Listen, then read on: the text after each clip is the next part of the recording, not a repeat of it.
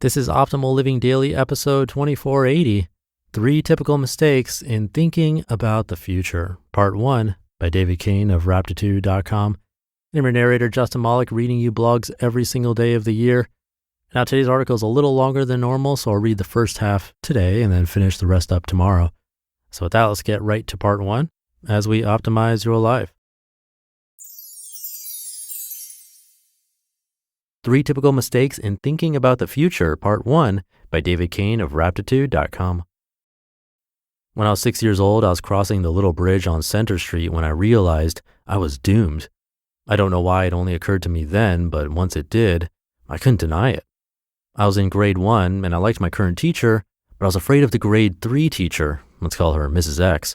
I'd heard stories about how mean she was from older kids, and I'd seen her barking in her shrill voice at the students who were unfortunate enough to be in her class. Because I was in grade 1, it never seemed like it was my problem, until it occurred to me that I had no means to prevent myself from aging naturally and eventually becoming a grade 3 student. She was the only grade 3 teacher in my small town school, and I would eventually end up in her class. Fate was marching me right into certain misery. I scoured my mind for possible ways out of this. Dropping out didn't seem to be an option. I didn't feel self-sufficient enough to run away. No matter how I used my time, the next 2 years of my life would be spent being funneled towards something I could not accept. I was so depressed. All this sudden despair was my doing, but I didn't know it. I had doomed myself with 3 common errors in thinking. Number 1, letting your thinking snowball. One of the most liberating discoveries I ever had was that thinking has an insidious snowball effect. Thoughts trigger other thoughts, and if your initial thought carries even a hint of insecurity or worry, subsequent thoughts can explore it and magnify it until you're profoundly agitated. You can end up pulling your hair out and dreading the rest of your life just from idle thinking. Negative trains of thought have an uncanny tendency to grow in scope and intensity as they go on. The thoughts become less and less realistic, but the swirling emotions that come with them keep rationality from gaining a foothold. Thinking about it now, I'm pretty sure I only had one actual encounter with Mrs. X. One day as I walked by her class, through the window I saw her scowling at her class before turning to scrawl something on the blackboard with enough fury to chip off the end of the chalk. I also remember some kids, in hindsight maybe it was only one, telling me, "Oh, Mrs. X is so mean." Those 2 brief moments probably compromised all of the evidence I had as to what my grade 3 experience might be like, yet in my mind, I was already suffering a daily regimen of hair-triggered tongue lashings and after-school detentions. When I left the house that morning, I was trotting happily to the corner store. Each step was bringing me closer to gummy worms and Bazooka Joe. But by the time I crossed the bridge, each step was bringing me closer to a miserable 10-month sentence in class. And so it would be for every step I took, no matter the direction, for the next year and a half, ever marching to the gallows. Number 2, assuming you can reasonably predict the future.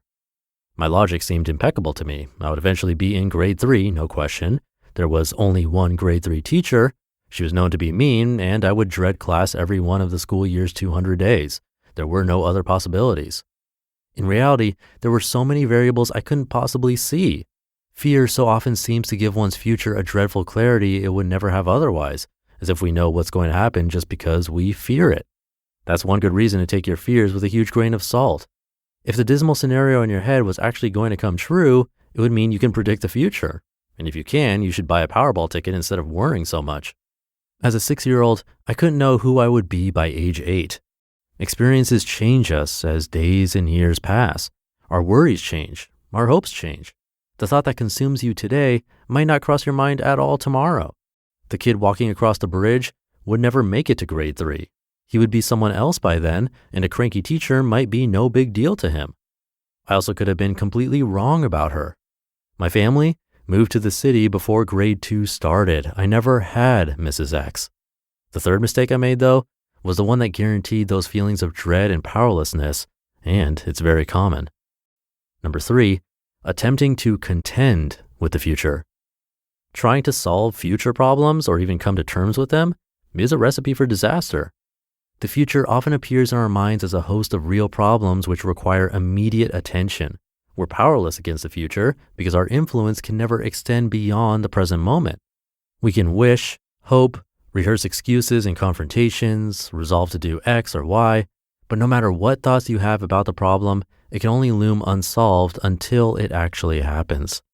Though it often feels like you absolutely have to, you can't ever deal with the future because it doesn't exist except as a thought in the present moment. In fact, present moment is a redundant term, but our human way of thinking about time is skewed so stubbornly we can't really drop it yet.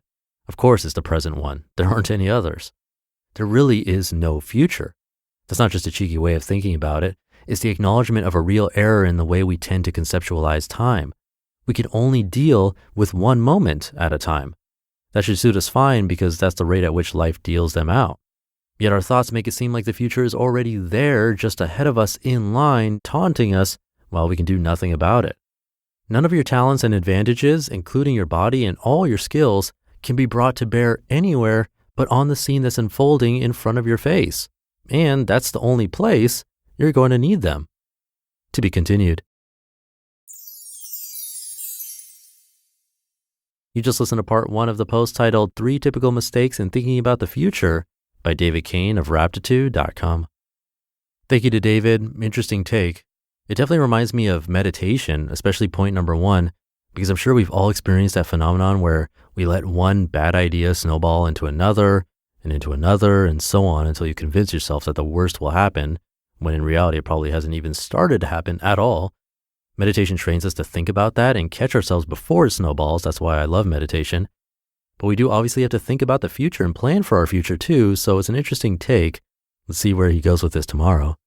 So thank you for being here and listening every day, including the weekends, and I will be back tomorrow to finish up this post where your optimal life awaits.